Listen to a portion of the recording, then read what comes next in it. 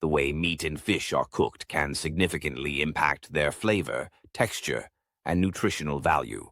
Different cooking methods can be used to achieve varying results depending on individual preferences and dietary needs.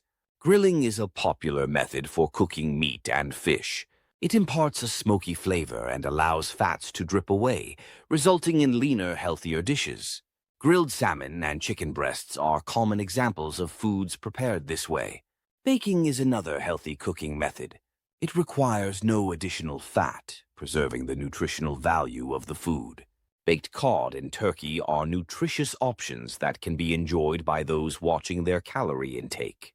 Frying, whether deep or pan frying, involves cooking food in oil or fat. While it creates a crispy texture and rich flavor, it also adds extra calories and unhealthy fats to the dish. Fried chicken and fish and chips are typical examples of fried foods.